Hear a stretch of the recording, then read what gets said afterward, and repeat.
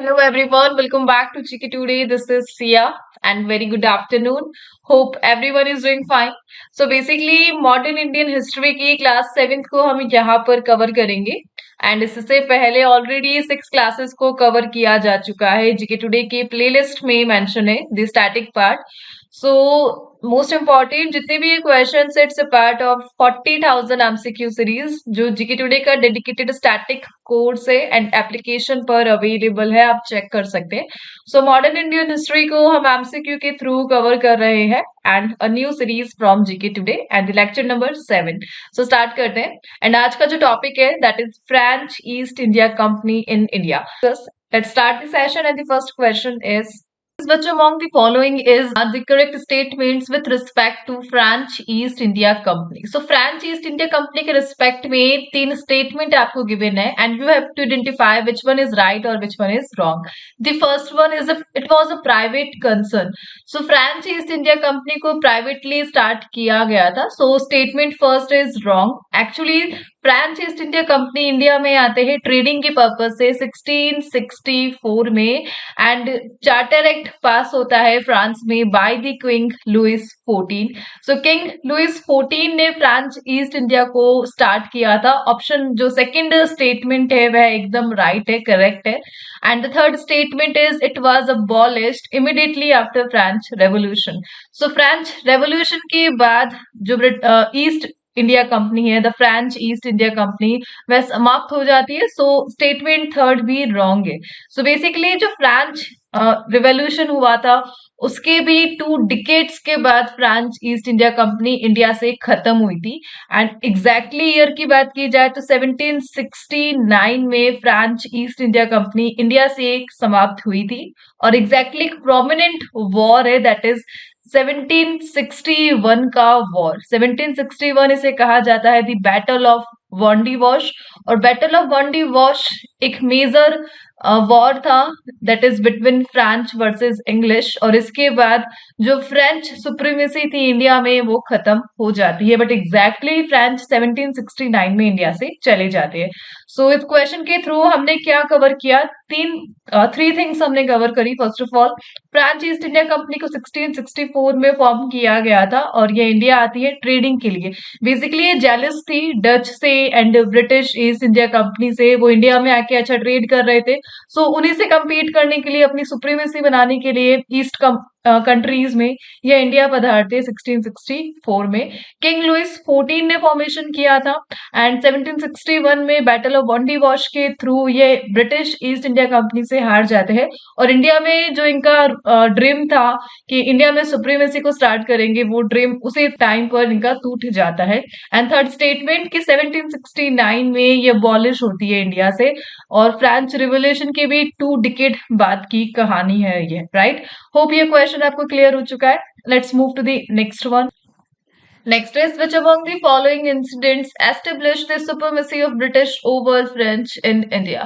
So British की जो supremacy थी over French, कौन सा incident है जिसने establish करी the प्रमुखता of British over French? Answer is option number B, the Battle of Wandy Wash. So Battle of Wandy Wash का exact year है the 1761 और 1761 में फ्रांस वर्सेस ब्रिटिश गेम खेला जाता है और उस दौरान जो फ्रेंच है वो ब्रिटिश से हार जाते हैं द बैटल ऑफ वॉन्डी वॉश और अपनी जो सुप्रीमेसी है ब्रिटिश से खो देते हैं और इनका जो ड्रीम था वो टूट जाता है.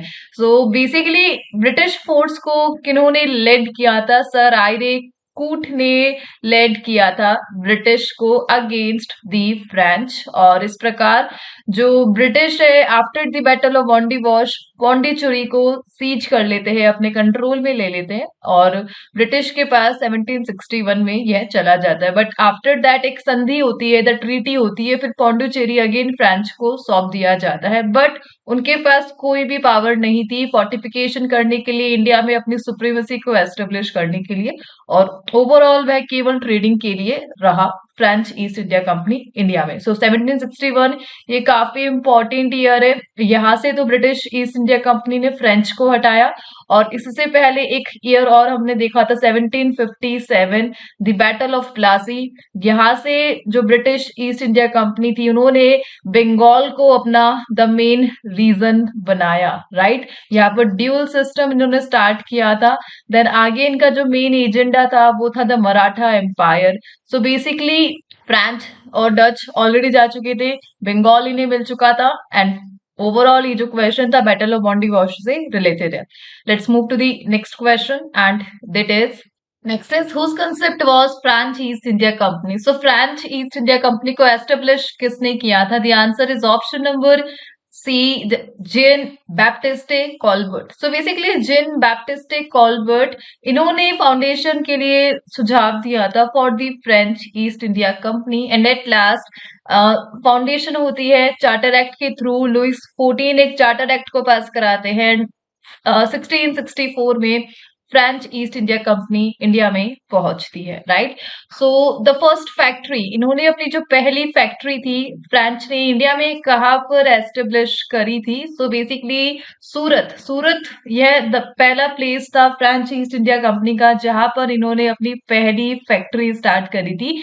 बेसिकली 1664 में यह इंडिया आते हैं, एंड 1667 में यह सूरत में अपनी पहली फैक्ट्री ओपन करते हैं, और इसके लिए इन्हें कौन लेड करता है? DG Francis Caron. So Francis Caron के अंडर में 1667 में ये अपनी पहली फैक्ट्री स्टार्ट करते हैं, राइट। और फ्रेंच ईस्ट इंडिया कंपनी को बेसिकली जेन बैप्टिस्ट कॉलबर्ट के सुझाव पर स्टार्ट करा था, और मिनिस्टर ऑफ फिनांस था यह किंग लुइस 14 के under. And the next thing is, इसके बाद सूरत के बाद ये कहाँ कहाँ अपनी कैपिटल फैक्ट्री स्टार्ट करते हैं? तो सूरत के बाद ये मसूलीपट्टनम में अपनी कैपिटल स्टार्ट करते हैं, देन माही में 1725 में। Basically not capital, it's a factory. So Surat में अपनी फैक्ट्री ओपन करी, देन मसूलीपट्टनम में, देन माही में, देन कराईकल में, and the respective year. So French East India Company का काफी थोड़ा सा टाइम रहा था इंडिया में, लेकिन इनका डेटा काफी इंपॉर्टेंट है। एंड इसी के साथ द ब्रिटिश फोर्स थे, और उनके under battle of Wandiwash में यह इंडिया से इनकी अपनी जो सुप्रीमेसी थी उनको गवा देते हैं अंडर दी सर आयरे कूटे। सो सर आयरे कूटे के कारण जो फ्रेंच है वो इंडिया से अपनी सुप्रीमेसी को गवा देते हैं। Let's move to the next one. Next is which among the following was the first French enclave of Pondicherry to merge with the dominion of India. So after independent, जब देश आजाद हो गया था 1947 में, उसके बाद ऐसा कौन सा फ्रेंच एन्क्लेव था जिसे इंडिया में इंक्लूड किया गया था? Answer is option number D, Pondicherry. So Pondicherry ये फ्रेंच रीजन था जिस पर फ्रेंच का कंट्रोल था, बट यह पहला फ्रेंच टेरिटरी था जो इंडिपेंडेंस के बाद इंडिया में मर्ज किया गया था, राइट। और यह कब हुआ था? 1956 में। So basically treaty of cessation हुई थी 1956 में, और उस टाइम पे फॉर्मली फ्रांस के जितने भी रीजन थे वो इंडिया में इंक्लूड किए गए थे। और बेसिकली पौंडीचेरी ये इंडिया का पार्ट बना था 1954 में। ऑफिशियली 1956 में एक ट्रीटी साइन होती है, और कौन सा स्टेट है जो पौंडीचेरी को सराउंड करता है? That is Tamil Nadu, right. Tamil Nadu है जो पौंडीचेरी को सराउंड करता है। और एट लास्ट 15 अगस्त 1947 में डोमिनियन ऑफ इंडिया में इंक्लूड कर लिया जाता है the Pondicherry. Let's move to the next one. Who founded the French East India Company in the year 1664 AD with the objective of challenging the Dutch and English influence in India? तो Dutch और English का जो influence था India में, उसको देखते हुए jealousy के through French East India company को स्टार्ट किया जाता है 1664 में। और कब फाउंड किसने किया? Answer is option number A, Jain Baptiste Colbert. So basically जो फ्रांस के राजा थे दैट इज लुइस 14, उनके फाइनेंस मिनिस्टर थे द जेन बैप्टिस्ट कॉलबर्ट, और इन्होंने फाउंडेशन रखी the French East India company की कब? 1664 में।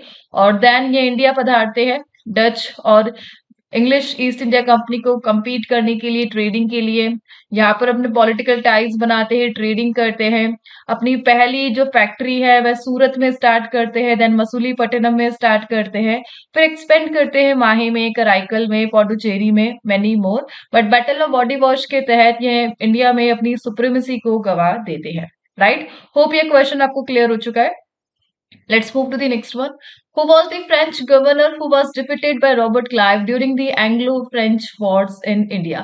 So Anglo-French war, the first Anglo-French war, it's a part of Carnatic war exactly.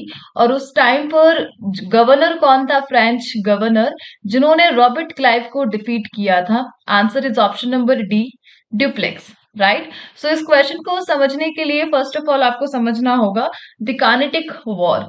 So basically the Carnatic war start होता है 1746 से 48 में, द फर्स्ट कार्नेटिक वॉर। और इसे कहा जाता है, इसी के अंदर होता है द बैटल ऑफ अडयार, जो अडयार एक रिवर है उसी के नाम पे पड़ा था, द बैटल ऑफ अडयार। और exactly French versus British East India Company था यह द कार्नेटिक वॉर। और उस टाइम पर जो फ्रेंच को लेड कर रहे थे, the French governor, that is Dupleix. Right, so first Anglo French war, ये फर्स्ट कैनेटिक वॉर से रिलेटेड है और एग्जैक्टली 1744 से 1748 के बिटवीन चलता है।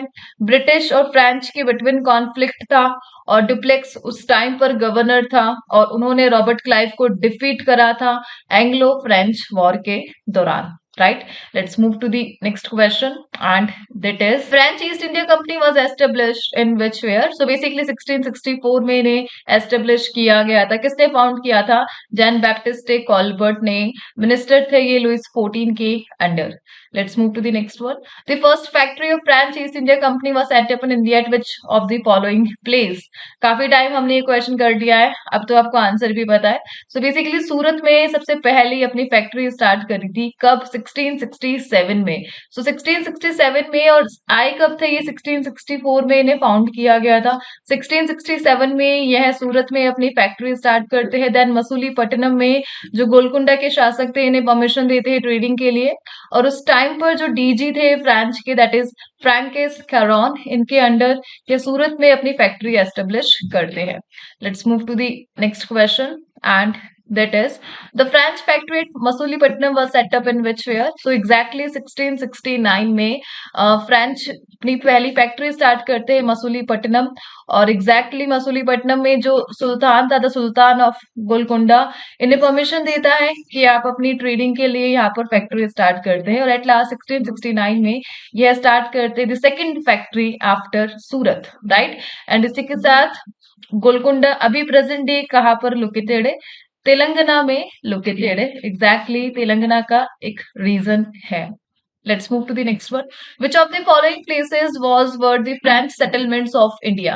So यहाँ पे आपको options given है and you have to identify कौन कौन से French settlement रहे इंडिया में, and the options Chandernagore, Balasore, Qasim बाजार।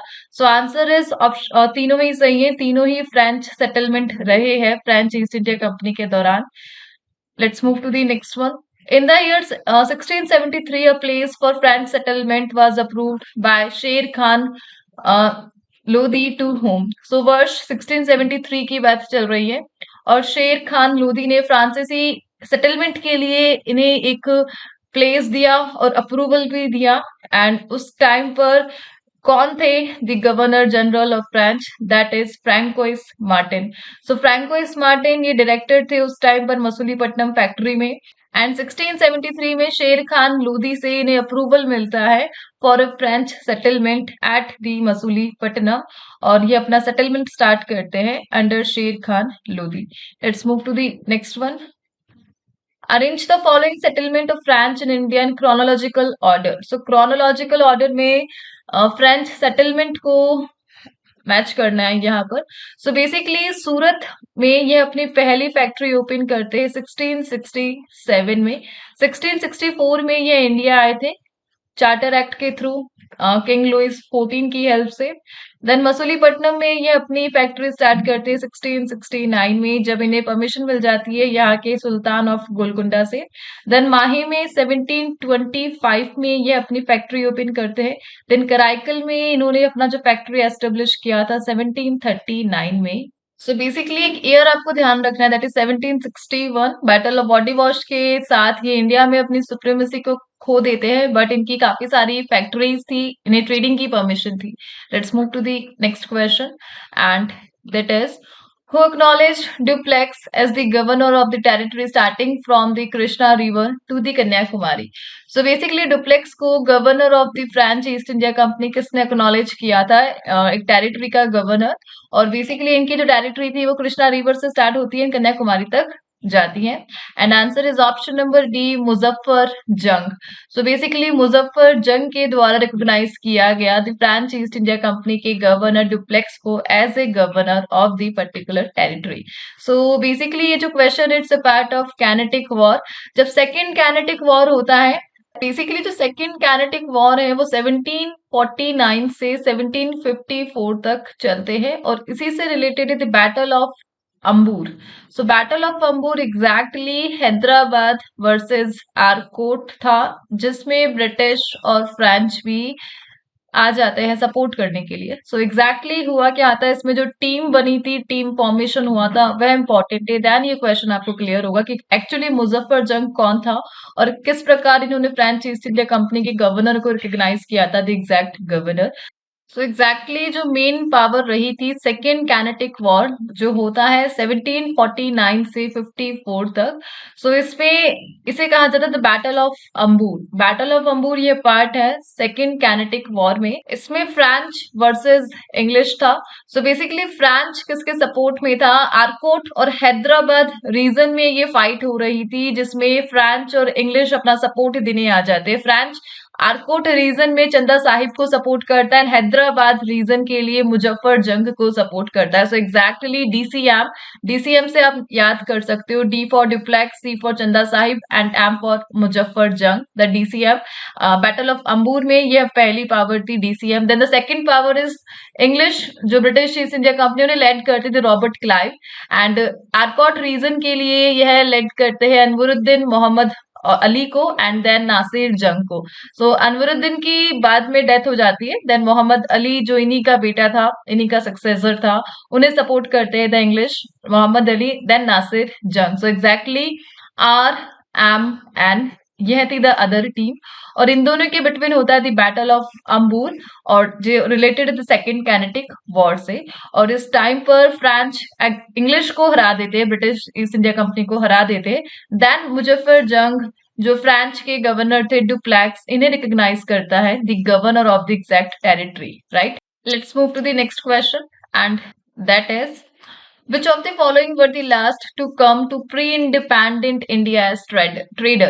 So इंडिया में सबसे लास्ट आने वाली यूरोपियन पावर कौन थी? Answer is option number A, French. So 1664 में इनका फॉर्मेशन हुआ था। 1667 में इन्होंने अपनी पहली फैक्ट्री सूरत में ओपन करी थी, और सबसे लास्ट में आए थे इंडिया में। Let's move to the next one. Which of the following was the reason because of which the French could not succeed in India in the 18th century? So 18th century में French East India company को success नहीं मिली just because of a reason, and that is answer is option number D, their trading company was heavily dependent on the French government. So exactly इनके पास खुद की power नहीं थी, ये completely जो भी मनी था, ट्रेडिंग थी, उनके लिए फ्रेंच गवर्नमेंट पर डिपेंड थे as compare to British East India company. वो इंडिपेंडेंट थी, उन्हें पूरा सपोर्ट मिल रहा था उनकी रानी क्वीन एलिजाबेथ ब्रिटेन से, बट वह खुद भी इंडिपेंडेंट थे। बट ऐसा फ्रेंच गवर्नमेंट के साथ नहीं था, उन्होंने फ्रेंच ईस्ट इंडिया कंपनी को फुल पावर नहीं दे रखी थी। और exactly French East India company को जिन बैप्टिस्टे कॉल्बर्ट ने 1664 में फाउंड किया था, और इंग्लिश एंड डच से compete करने के लिए इंडिया आए थे, एंड ट्रेडिंग इनका मेन एजेंडा था। बट इंडिया में अपनी सुप्रीमेसी को ये बैटल ऑफ वॉडिवॉश के बाद गवा देते हैं। Let's move to the next one. French could not succeed in India in the 18th century due to which of the following reason. Again the same question आ चुका है ये। Next is from whom did the French East India Company acquire Puducherry. So French East India Company ने पुडुचेरी को किससे हासिल किया था? Answer is option number B, sultan of Bijapur. So sultan of Bijapur के थ्रू 1703 में इन्होंने कंट्रोल करा था पौंडीचेरी को। एक एग्रीमेंट हुआ था सुल्तान ऑफ बीजापुर के साथ और एग्जैक्टली इन्होंने पौंडीचेरी को एक्वायर करा और रिसेंटली पौंडीचेरी को सराउंड करता है the Tamil Nadu. Let's move to the next one. What was the capital of French colony in India? So India में फ्रेंच कॉलोनी की कैपिटल कौन रही थी? Answer is option number A, Puducherry. And at last Puducherry को ये कैनेटिक वॉर के दौरान गवा देते हैं to the British East India company. And 1674 में फ्रांसिस मार्टिन के अंडर इन्होंने ट्रेडिंग सेंटर ओपन किया था पौडुचेरी में for the French East India company. French settlement का प्रमुख रीजन था द पुडुचेरी और 1701 में इन्होंने पुडुचेरी को अपना कैपिटल डिक्लेयर किया। इसी के साथ ये सेशन यहाँ पर एंड होता है। आई होप ये सेशन आपको अच्छा लगा होगा एंड मिलते हैं नेक्स्ट सेशन के साथ। Till then please do revision and take care.